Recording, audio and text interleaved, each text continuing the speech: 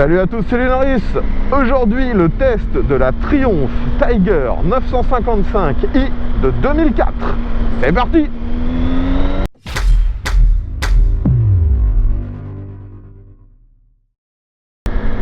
Les amis, aujourd'hui de nouveau le test d'une moto assez rare sur nos routes. Et ça bien sûr grâce à l'un de mes abonnés. Merci à lui d'avoir fait la route jusqu'ici en Normandie afin que je puisse vous présenter ce modèle. Donc pour ceux qui suivent ma chaîne depuis très longtemps, vous aviez peut-être vu le test de la Triumph Sprint 955 ST. Et c'était donc une routière GT un peu sport. Aujourd'hui, on est sur une machine quasiment de la même époque. On retrouve un moteur équivalent, le 955 cm3, mais c'est une Tiger, et vous le savez, les trails chez Triumph sont toujours appelés Tiger à l'heure actuelle. Donc à l'époque c'était la même chose, et donc on est sur un trail routier, une machine un peu équivalente à ce qu'on avait à l'époque chez Honda avec la Varadero 1000. Donc le plus surprenant avec cette machine, c'est bien sûr son esthétique. Elle a un gabarit de trail, ça ne fait pas illusion. Par contre, l'esthétique est très surprenante. Elle est tout en rondeur. On voit que c'est un peu inspiré du Dakar au niveau des proportions. Mais franchement, elle ne ressemble pour moi à quasiment aucune autre moto de la catégorie, même à la même époque. Celle-ci est en plus très flashy avec ce coloris orange pailleté. On retrouve les griffes, enfin le logo des griffes du tigre sur le côté. Je trouve ça plutôt marrant, et forcément la face avant avec le double optique typique au Triumph de cette époque. Donc comme je vous le disais, on a le 3 cylindres en ligne à injection et refroidissement liquide. Celui-ci a une cylindrée de 955 cm3 et sa puissance max est à 105 chevaux. Donc cette moto n'était pas bridée, elle était à son plein potentiel d'origine. Et au niveau du poids, ça reste une grosse mémère. Elle est annoncée pour 250 kg tout plein fait, c'est-à-dire avec 24 litres dans le réservoir. Aujourd'hui, la moto que je vous présente est globalement d'origine. Il y a très peu de modifications. On a par contre des options de l'époque, comme la bagagerie. La moto est également équipée d'une béquille centrale, et ça, j'avoue ne pas savoir si c'était une option ou si c'était d'origine. Les seuls accessoires qui ont été rajoutés par la suite, ce sont les crash bars, les projecteurs LED qui ont été rajoutés sur ces fameuses crash bars, et on a un silencieux de chez GPR qui est très peu visible car dissimulé derrière une des valises. Donc comme je vous l'ai dit, cette moto est dans la catégorie des gros trails routiers, donc une machine un peu imposante et surtout une moto relativement haute. Et Triumph ont été un peu novateurs, il faut l'avouer, vu qu'ils ont mis sur cette moto d'origine un système de réglage de la hauteur de selle. On peut avoir 3 hauteurs différentes pour la selle. Donc actuellement je suis sur la position intermédiaire, je suis juste au milieu. Et finalement, je me dis que j'aurais peut-être dû la mettre carrément au plus bas, vu que du haut de mon 1m70, sur la position intermédiaire, eh bien, j'arrive à toucher le sol, mais uniquement d'un côté. Je ne peux pas avoir les deux pieds au sol. Après, il faut l'avouer, hein, l'amplitude entre chaque réglage n'est pas énorme. Ça doit se jouer que sur à peine 1 cm au mieux. Sinon, la position, comme d'habitude sur les trails routiers, est très droite. J'ai le buste à la verticale, le guidon est très grand, on a une bonne courbure vers le pilote, donc on n'a pas du tout besoin de se pencher vers l'avant. Les repose-pieds sont dans une position neutre, et lorsque je veux m'arrêter, vous voyez que je peux quand même assez facilement glisser sur la selle afin de maximiser l'appui sur un des pieds. La moto est quand même assez facile à utiliser et rassurante, hein. Ici nous prenons notre premier rond-point et ça se bascule avec aisance. Je Sur ce modèle, on a des pneus mixtes, mais quand même plus typés route. À l'avant, c'est du 19 pouces et à l'arrière, du 17. De nouveau, on retrouve une configuration assez comparable à la Varadero 1000, qui à l'époque était peut-être ce qui se vendait le mieux dans la catégorie, avec également les BMW GS, vous pouvez vous en douter. Vu qu'on est assis parfaitement droit, on peut se retourner et prendre les infos dans les angles morts, et ça sans lâcher le guidon. Les rétros, par contre, sont bizarrement placés. Ils sont sur le guidon, assez vers le haut, un peu sur l'extérieur. Leur forme en goutte d'eau ou en œuf donne une assez bonne vision, mais malheureusement ça nécessite qu'on tourne la tête pour voir ce qu'il y a dans les miroirs, alors que s'ils avaient pris les mêmes rétros sur le carénage, on aurait eu l'information en permanence.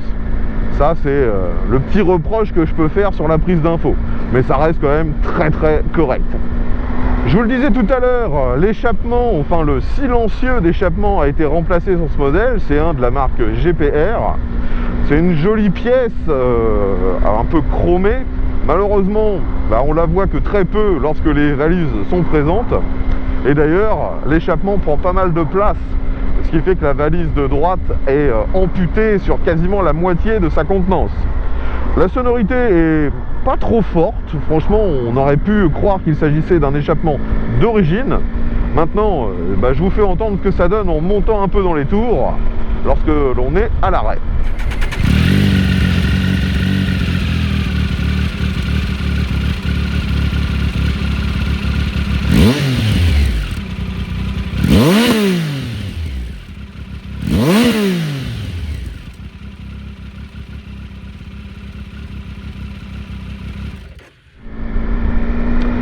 Ici nous venons de quitter l'agglomération, j'accélère un peu.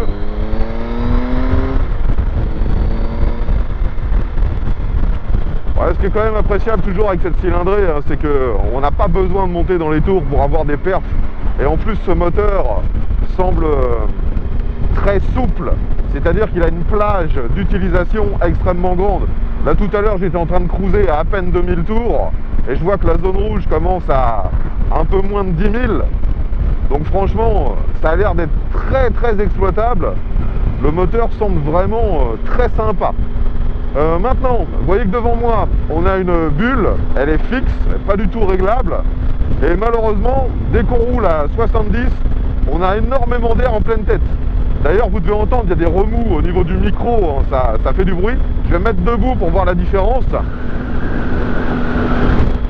Et finalement, lorsque je suis debout, j'ai plus d'air, mais j'ai moins de remous. Et donc j'ai plus de bruit lorsque je suis assis, alors que j'ai moins d'air. C'est quand même bizarre. Maintenant, nous arrivons sur le passage à basse vitesse. De nouveau, le moteur très souple. Je suis tombé à 1500 tours. La moto se manœuvre très bien. On sent quand même le poids, hein, il faut l'avouer. Je rappelle donc les pneus sont plutôt typés route, 110 à l'avant en 19 pouces et 150 à l'arrière en 17 pouces. Donc ça reste des tailles modestes pour une moto de ce genre. Maintenant les amis, on est ici comme d'habitude pour tester l'accélération du modèle. Donc c'est une moto à l'ancienne, il n'y a pas d'aide électronique, il n'y a pas de sécurité électronique, il n'y a même pas l'ABS et c'est une machine vraiment à l'ancienne. Je rappelle donc que son 3 cylindres développe 105 chevaux et elle est donnée pour 250 kg tout plein fait. Aujourd'hui peut-être même un peu plus vu qu'on a quelques accessoires et la bagagerie. Allez, c'est parti, voyons comment ça se comporte et bien évidemment il n'y a pas non plus de shifter. Allez, c'est parti.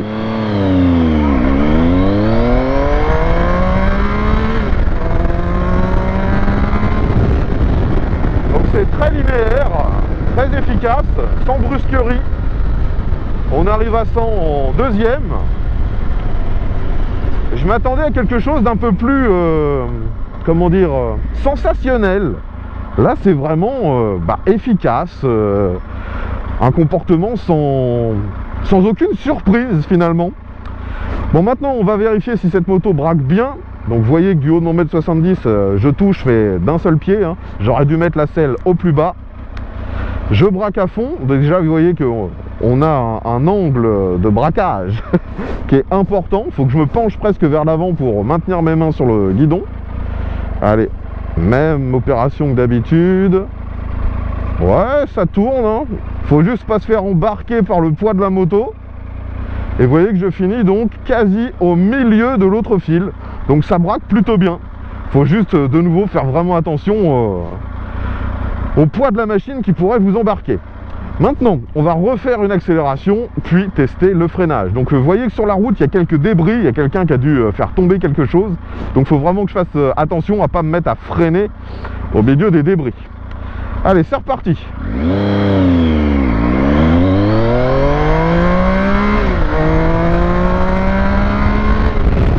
Et maintenant, je freine. Frein arrière, ça freine assez peu. Frein avant. Alors le frein avant, il a un mordant qui est correct, mais par contre il y a une zone morte qui est énorme au niveau du levier. Faut tirer très très fort pour commencer à avoir un vrai ralentissement, quoi. Ça c'est un peu dommage. Et en plus au niveau de l'ergonomie, il n'y a pas de réglage en écartement pour les leviers, ni le frein ni l'embrayage. Ça c'est vraiment pas ouf.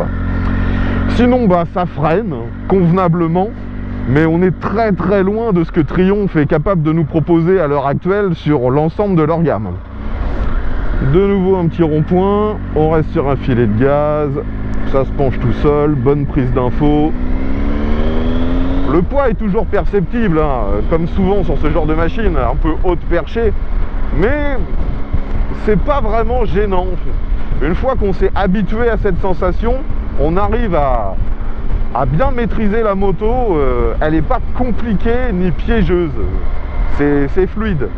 Mais de nouveau, on est quand même assez loin bien sûr du comportement ultra facile que peut avoir ce genre de moto à l'heure actuelle en 2025. Au niveau des commodos sur cette moto, c'est aussi très très simple. Vous voyez que sur la gauche on a que très peu de boutons. On a les feux de détresse, on a de quoi gérer bien sûr tout l'éclairage, il y a même un appel de phare. Et sur la droite, c'est encore plus simple, on a démarreur et coupe-circuit, et c'est tout. Le tableau de bord est encore, lui, avec des compteurs à aiguilles, ce que j'apprécie beaucoup. On a bien sûr la vitesse, le compte-tours, une jauge pour la température du liquide de refroidissement et une jauge de carburant. Le seul écran, il est dans le compteur de vitesse et celui-ci nous indique uniquement l'odomètre et le trip. Il n'y a rien d'autre. Et pour terminer, en haut du compteur, on retrouve les voyants de base.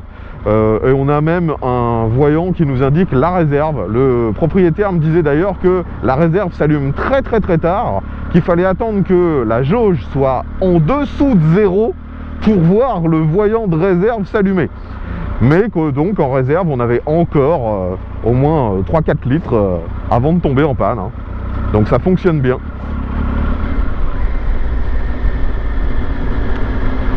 Bon les amis, si vous suivez régulièrement mes vidéos, vous connaissez le parcours. Me voilà de nouveau en agglomération. Et là vous voyez que je suis à 30 km/h, à peine 2000 tours. Ce moteur de nouveau semble très très polyvalent, très souple. On peut le descendre à 1500 tours sans que ça pose le moindre problème. Ça c'est vraiment appréciable. On retrouve quasiment la même souplesse que sur un 4 cylindres en ligne. Et en même temps, on a le couple qui arrive un peu plus tôt que sur un 4 cylindres en ligne. C'est pour ça que beaucoup apprécient ces 3 cylindres Triumph qui sont très polyvalents et aussi performants. Là, vous voyez par exemple en ville, hein, je suis à 30 km/h, de nouveau je cruise à 1500 tours, aucun problème. Et si j'ai besoin de réaccélérer, aucun soubresaut, c'est tout de suite efficace. De nouveau un passage à basse vitesse, ça se passe sans le moindre problème. Quand on a commencé à comprendre le gabarit de la moto et son comportement avec son poids un petit peu élevé, franchement, il n'y a aucune difficulté, hein. Ça se manœuvre très bien. Ici, on va faire une relance en côte, j'accélère fort. Ouais, bah comme on pouvait s'y attendre, aucune difficulté. J'ai pas dépassé les 5000 tours et déjà ça devenait vraiment performant. On va maintenant ralentir et prendre un dodane. Donc je suis à 30. Alors c'est un bon compromis entre fermeté et souplesse. Parce que là par exemple, je vais prendre le prochain dodane un petit peu plus vite. Je suis à 40. Voyons comment ça se comporte. Vous voyez que la moto ne s'affaisse pas complètement sur ses appuis, mais on n'est pas non plus ballotté. Donc le comportement est plutôt bon. À l'avant, on a une fourche classique, on a même des petits soufflets de fourche. Et elle ne semble pas réglable, du moins s'il y a un réglable, je ne vois pas où il est. Et à l'arrière, on a un amortisseur qui, lui aussi, ne semble pas réglable. Quand on veut freiner, même à faible vitesse, faut vraiment appuyer fort, que ce soit sur le frein arrière ou le frein avant. Les commandes sont un peu molles. Et pourtant, la moto a été révisée. Allez, on arrive dans une succession de virages, voyons comment ça se comporte. Ouais, bah, le moteur, lui, il répond présent tout le temps. Le frein, moins.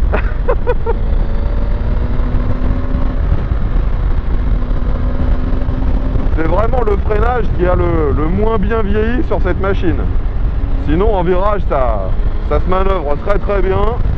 C'est pas une sportive non plus, mais il n'y a pas de difficulté. Je pense qu'on pourrait prendre bien plus d'angle que ce qu'on peut croire.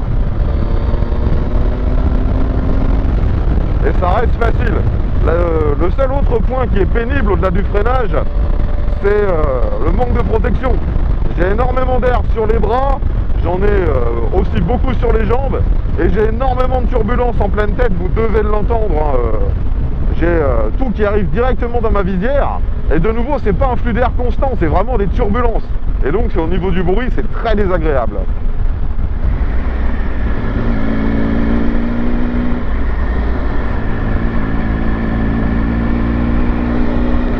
Ici, nous allons réaccélérer.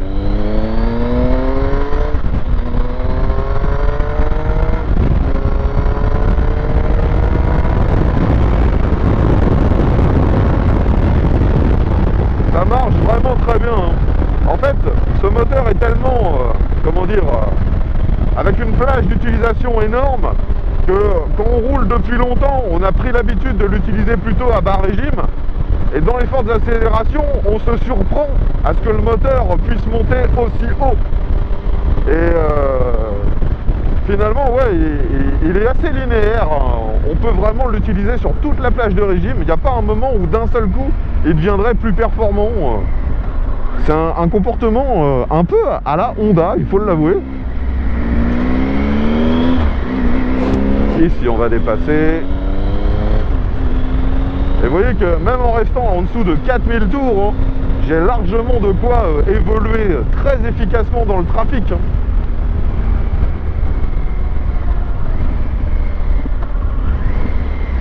toute façon, c'est quelque chose que je dis souvent, mais au niveau moteur, il n'y a pas eu d'énorme évolution ces dernières années. Même si vous prenez une machine qui a 20 ou 30 ans, la plupart du temps, les performances sont tout à fait contemporaines. Et bien évidemment, vu qu'on a une position de trail routier, on est surélevé par rapport au reste du trafic. Donc on domine un peu les autres pour la prise d'infos et le sentiment de sécurité. C'est vraiment pas mal ce genre de machine. On va maintenant s'engager sur l'autoroute. Bon, ça va, il n'y a pas trop de monde. Je vais dès que possible dépasser ce poids lourd. Allez, j'accélère fort. La 4, la 5. Ah non, j'étais déjà en 6, pardon. Donc là, je suis en 6ème à 110, à peu près 4500 tours. Le moteur donc ne tourne pas trop vite, mais j'ai déjà énormément d'air.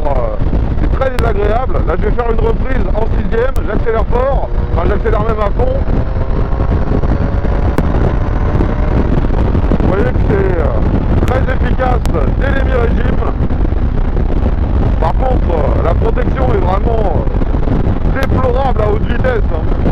Là, stabilisé à 120, 130, j'ai la tête qui brinque-balle d'un angle à l'autre avec les turbulences. Il faudrait presque que je sois plus grand. Là, j'ai un vent constant en me mettant debout, mais au moins, je n'ai pas la tête qui brinque-balle. Sinon, il faudrait que je me couche comme ça. Enfin, Vous comprenez, la bulle n'est pas du tout adaptée pour moi. Et même si le réservoir est un peu large, j'ai quand même beaucoup aussi d'air sur les jambes. On a les protèges poignets pour dévier l'air sur les doigts. Enfin, pour dévier l'air afin qu'on n'en ait pas sur les doigts. Mais malheureusement, sur les bras, on en a énormément. La protection n'est vraiment pas ouf. Après, pour revenir sur l'esthétique, la moto est un peu ancienne, hein, elle a plus de 20 ans. Donc, vous voyez qu'au niveau de l'éclairage, on a ce fameux double optique avant. Et tout l'éclairage est confié à des lampes halogènes ou avec des ampoules à incandescence dans les clignotants, par exemple. Et derrière, c'est la même chose, hein. Tout est en ampoule. Il n'y a pas du tout de LED sur cette moto, mis à part bien sûr les feux projecteurs additionnels qui ont été rajoutés par le propriétaire bien plus récemment. Bon, sinon, la boîte de vitesse sur cette moto fonctionne normalement. Elle n'est pas trop rugueuse. On n'est pas non plus au niveau de fluidité de ce qu'on pourrait avoir par exemple sur une Honda de la même époque. Mais ça fonctionne bien, ça verrouille bien. Là, la moto a plus de 80 000 km. Et il n'y a pas de jeu bizarre, de sensations désagréables. Ça fonctionne quand même très très bien. C'est parti pour une dernière accélération.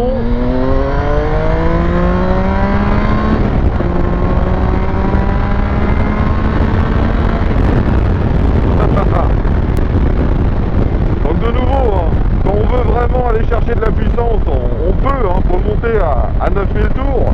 Et on la trouve cette puissance, elle est présente. Mais ça finit presque par vous faire un sentiment bizarre parce que on n'a plus l'habitude, lorsqu'on roule depuis longtemps avec cette moto, de monter aussi haut dans les tours. C'est rarement nécessaire. Mais bon, ça peut aller très vite si vous le désirez. Mais c'est vrai que pour ceux qui s'attendaient justement en prenant une Triumph à avoir un petit côté sport, bah je trouve pas en fait. Je trouve que cette machine est très polyvalente, mais ouais, elle manque d'un petit côté rageur, un petit côté sport. Il y a de la performance, mais sans exubérance. C'est plutôt une machine calme en fait. Maintenant que nous avons vu les aspects routiers dynamiques, on va bien sûr parler des aspects pratiques. Donc sur ce modèle, comme sur beaucoup de trails du même genre, il y a très peu de rangement d'origine. Vous pouvez démonter la selle passager et conducteur, c'est en deux parties, et vous arrivez donc sur le fameux système de réglage de la hauteur de selle, mais il n'y a pas réellement de rangement. Vous avez juste un petit set d'outils qui est fourni et qui est placé sous la selle passager, mais il n'y a de nouveau pas vraiment d'emplacement pour mettre des choses sous la selle. Et donc, si vous voulez vraiment transporter du matériel, bah, vous avez les bagages qui étaient vendus par Triumph en option, bien évidemment. La valise gauche peut contenir un casque intégral. Par contre, à droite, c'est impossible vu que l'échappement prend pas mal de place. Et le top case qui est présent n'était pas celui officiellement vendu par Triumph. De nouveau, comme souvent sur ce genre de machine, si vous prenez la bagagerie et le top case, ça fait que pour le passager, ce sera encore plus pratique. Il y a des poignées de maintien, ça fera un dossier avec le top case.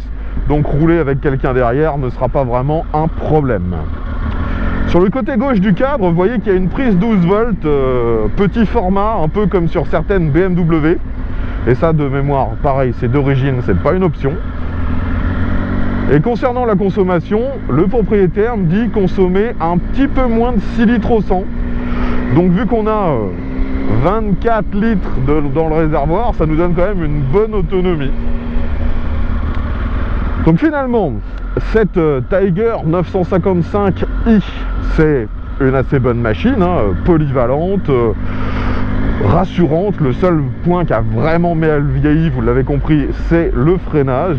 Et il semblerait que même à l'époque, le freinage n'était pas réputé comme excellent. Mis à part ça, c'est une moto vraiment sympa. Et surtout, actuellement, sur le marché de l'occasion, ça ne vaut plus grand chose. Vous savez que les trails et les trails routiers sont des motos assez plébiscitées actuellement. Et même en occasion, la plupart valent très cher. Et bien celle-ci, c'est un peu l'exception. Vous pouvez trouver un modèle en bon état pour environ 2500 €. Et n'ayez pas forcément peur des gros kilométrages, car ce moteur, s'il est entretenu normalement, est très endurant. Si vous vous souvenez de nouveau du test que j'avais fait de la Sprint ST qui partageait une base mécanique équivalente, eh bien elle avait 170 000 km je crois au compteur. Enfin, c'est des moteurs qui sont fiables, il n'y a pas de problème. De nouveau, il faut faire l'entretien. Le propriétaire me disait que c'est un entretien classique tous les 10 000 km et un plus poussé, un peu plus cher, tous les 20 000. Donc, de nouveau, rien de très différent de ce qu'on aurait sur une moto moderne. Après, sachez qu'à l'époque, en France, ça s'est pas super bien vendu, cette Tiger 955i. Donc, il n'y en a pas tant que ça sur le marché de l'occasion. Mais vu que son look, visiblement, ne plaît qu'à peu de gens, le tarif reste peu élevé pour des motos, le plus souvent quand même, en assez bon état et pas trop bidouillé. Donc ça peut vraiment être une bonne alternative à une Varadero, à une GS ou à d'autres machines équivalentes de la même époque. Je pense maintenant, les amis, avoir fait le tour des caractéristiques de ce modèle. Si vous avez des questions ou des infos complémentaires à nous apprendre, eh bien l'espace commentaire est justement là pour ça. Je tiens de nouveau à remercier mon abonné d'être venu jusqu'ici en Normandie afin que je puisse vous tester ce modèle sur les derniers jours de l'été. Merci à lui. Je reprécise d'ailleurs que sur ma chaîne, l'ensemble des tests sont faits en collaboration avec mes abonnés. Donc si, comme lui, vous avez un véhicule que vous aimeriez me voir tester en vidéo, peu importe que ce soit moto, voiture, scooter, 125, 50 cm3 ou grosse cylindrée, peu importe, tout m'intéresse à partir du moment où je ne l'ai pas déjà testé et où la machine est en bon état et si possible bien sûr d'origine. Donc pour ceux qui auraient du matériel à me prêter, n'hésitez pas à me contacter, tous les moyens de le faire sont dans la description et je le redis encore, mon lieu de tournage se situe en Normandie, proche de Rouen. Si vous avez apprécié la vidéo, n'oubliez pas le petit pouce vers le haut, partagez la vidéo sur les différents réseaux sociaux, vérifiez que vous êtes bien abonné. Comme ça, on se retrouvera dès la publication du prochain test, c'est-à-dire dès la semaine prochaine. Mais à tous et à bientôt.